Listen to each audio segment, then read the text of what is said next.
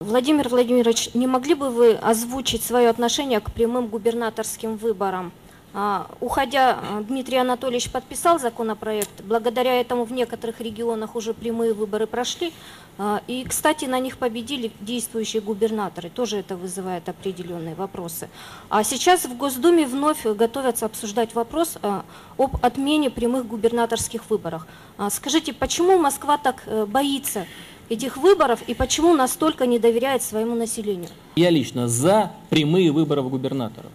Я считаю, что российское общество, конечно, давно к этому подошло. И более того, это на самом деле в интересах федерального центра.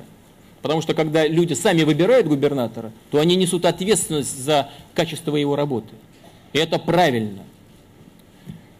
Но есть вопросы, которые недавно были поставлены представителями национальных республик. Вот это вот очень важная вещь. И не просто национальных республик, а где бок о бок сосуществуют и живут вместе десятилетиями, а то и столетиями представители разных, но титульных наций, которые считаются в этом субъекте основными. И там не одна такая нация или этнос.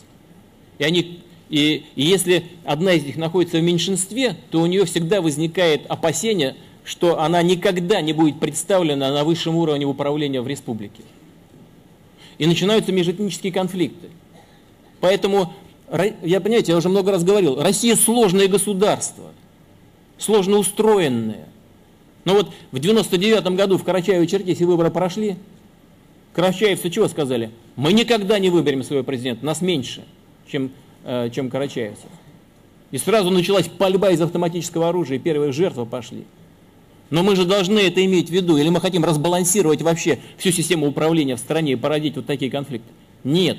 Поэтому люди из этих национальных республик, понимая эту проблему, чувствуя на себе, на своих семьях, опасаясь за вот такое неблагоприятное развитие, они сами поставили вопросы. Дайте нам право, сказали они, выработать такую систему приведения к власти руководителей республик, которая бы никого не ущемляла.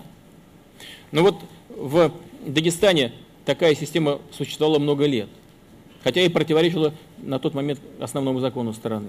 Когда представитель одной этнической группы был президентом или председателем Госсовета, второй обязательно возглавлял правительство, третий обязательно возглавлял парламент, а потом они менялись. Но надо с уважением относиться к этим традициям. И я считаю, что нужно предоставить такое право. Но мы не можем одним субъектам предоставить одно право, а другим другое. И в то же время мы в таких субъектах, где у нас многонациональный состав везде, но титульная нация одна, допустим, там в основном русское население. Не надо отбирать у людей это право. Надо все это пообсуждать. И, безусловно, за такими субъектами, как ваш, сохранить это право. Но дать возможность и людям в национальных республиках в соответствии с их традициями и с их культурой принимать такие решения, которые будут оптимальными и избавят нас от национальных и межэтнических религиозных конфликтов. Вопрос мой касается ситуации в Сирии. Как известно, западные страны, Лига арабских государств, Турция, все выступают за то, чтобы Башар Асад ушел со своего поста и говорят, что мир в Сирии невозможен без этого. Несогласие России с этой позицией не может ли, на ваш взгляд, привести к тому, что Россия окажется в изоляции, в конце концов, и к тому, что Россия утратит свое влияние не только в Сирии, но и в регионе Ближнего Востока в целом? А Россия не утратила своих позиций в Ливии после того, что там натворили интервенты. Чем бы они ни объясняли свою позицию, но государство-то разваливается. Межэтнические и межклановые, межплеменные конфликты продолжаются. Более того, дошло до трагедии убийства посла Соединенных Штатов. Это результат работы. Вот меня спрашивали об ошибках. А это ли не ошибка? И вы хотите, чтобы мы эти ошибки повторяли постоянно в других странах? Мы не озабочены судьбой режима Асада. Мы понимаем, что там происходит, и что семья находится 40 лет у власти. И, безусловно, перемена востребована. Нас другое беспокоит. Что дальше будет? Мы просто не хотим, чтобы сегодняшняя оппозиция, став властью, начала борьбу с сегодняшней властью, которая перейдет в оппозицию. И чтобы это продолжалось вечно. И нас, конечно, интересует позиция Российской Федерации в этом регионе мира. Он близок к нам. Но нас больше всего интересует не наши как бы интересы, которых там на самом деле не так уж и много. Их практически нет. У нас что, особые там какие-то экономические отношения? Нет. А что у нас господин Асад из Москвы не вылезал, что ли, в период своего президентства? Да он чаще бывал в Париже и других европейских столицах, чем у нас. Мы выступаем за то, чтобы был найден такой вариант решения проблемы, который избавил бы регион и эту страну от, первого, распада и непрекращающейся гражданской войны. В чем заключается наше предложение, наша позиция? Не в том, чтобы любой ценой там Асада и его режим оставлять власть, а в том, чтобы сначала люди договорились между собой о том, как они будут жить дальше, как будет обеспечена их безопасность и участие в управлении государством, а потом начали бы менять в соответствии с этими договоренностями существующий порядок вещей. А не наоборот. Сначала все разогнать и уничтожить, а потом пытаться договориться. Я думаю, что договоренности на основе военной победы здесь неуместны и эффективными быть не могут. Владимир Владимирович, во вторник должен был состояться визит Виктора Януковича, но его отменили. По каким причинам? В чем вообще разногласия между Украиной и Россией? И вообще сейчас все переговоры между этими двумя странами держатся в тайне, никто ничего не комментирует. Хотя все знают, что речь идет о вступлении Украины в таможенный союз и о газовом вопросе. Договорились до чего-то в этом плане? Вообще проясните ситуацию, что происходит. Спасибо. Вы знаете, речь не идет о присоединении Украины к таможенному союзу. Потому что для того, чтобы речь зашла именно таким образом, мы должны получить официальную заявку Украины на вступление в таможенный союз. Такой заявки нет.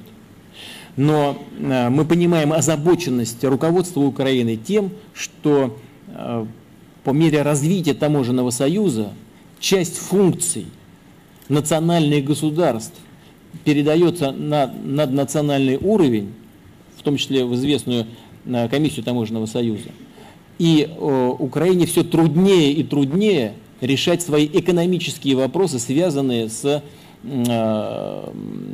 работой на нашем рынке, на рынке третьих стран. Ну, допустим, мы регулярно принимали решения, это не связано с газом, по квоте на трубную продукцию Украины. И давали определенные квоты.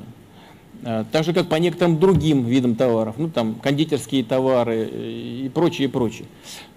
И что? А сейчас выясняется, что мы не можем этого сделать самостоятельно. И мы не даем нужных Украине квот. Не потому что не хотим, а потому что это отнесено к компетенции наднационального органа. И наши украинские коллеги думали, что мы шутим до какого-то момента времени. Мы поняли, что это не шутки никакие. А ведь с учетом глубины нашей кооперации, это имеет существенное значение для экономики Украины. Вы понимаете, это серьезнейший вопрос, связанный с функционированием целых отраслей украинской экономики и с поддержанием должного уровня рынка труда, то есть сохранением рабочих мест. И сейчас украинские партнеры, разумеется, ищут выходы из этой ситуации. Они ищут такие формы сотрудничества с таможенным союзом, который был бы приемлем для Украины, но вписывался бы в те правовые нормы, которые положены в основу функционирования этого интеграционного объединения. Это что касается тематики таможенного союза. Что касается газовой тематики, то здесь у нас, как известно, есть долгосрочный контракт до 2019 года. Никто не подвергает сомнению его легитимность. Мы работаем в рамках этого контракта. Но не только. Если мы видим, что украинские партнеры сталкиваются с проблемами, с какими-то сложностями, «Газпром» идет навстречу своим украинским партнерам и предоставляет необходимые кредитные ресурсы, значит, оплачивает вперед транзитные платежи с тем, чтобы создать возможность для нормального функционирования НАК «Нефтегаз Украины». Там идет нормальная партнерская работа. Я очень рассчитываю на то, что она и дальше будет продолжаться. Но работа непростая, она еще связана и с другой составляющей, связана с тем, что «Газпром» активно развивает свою инфраструктуру, выходят вне зависимости от транзитных возможностей наших соседей, выходят на рынки своих традиционных потребителей. Вы знаете, что мы завершили строительство Северного потока по дну Балтийского моря, и там мы уже транзитируем 55 миллиардов кубических метров газа.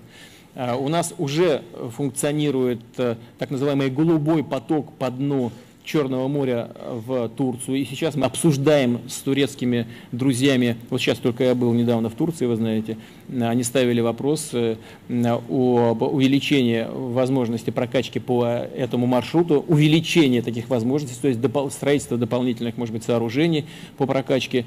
Сейчас это 16 миллиардов кубических метров. Мы сейчас обсуждаем возможность прокачки большего объема. Мы начали строительство газопровода «Южный поток» по дну Черного моря. Это еще 63 миллиарда кубических метров газа. Я думаю, что наши украинские партнеры совершили очень большую стратегическую ошибку в свое время. Стратегическую ошибку просто. Фундаментальную. Мы предлагали вместе с европейцами взять в аренду газотранспортную систему Украины, не нарушая украинского законодательства, украинского закона, не забирая в собственность, оставляя эту ГТС в собственности украинского государства, взять в аренду и одновременно взять на себя обязательства по развитию и загрузке этой ГТС. Теперь все, что произошло в последние годы, в том числе и скандал, известный в 2009 году, побудил Россию ускорить наши инфраструктурные проекты. Мы, по сути, уже, да, сейчас мы вышли с нефтяной трубой к дну Тихого океана. То же самое мы будем сейчас развивать в восточной части страны в газовой сфере. Мы будем развивать ЛНЖ, то есть сжиженный газ будем развивать. И такой зависимости от традиционных транзитных государств уже не будет. Встает вопрос вообще о целесообразности существования самой газотранспортной системы Украины. Вы понимаете, это системный вопрос украинской экономики. Но мы готовы и сейчас вести диалог на этот счет. Он непростой, но он касается не только отношений между российским правительством и правительством Украины. Он касается прежде всего хозяйствующих субъектов. Я думаю, что если мы будем работать так, как до сих пор работали, а именно как самые близкие партнеры и настоящие друзья, то мы найдем компромиссные решения.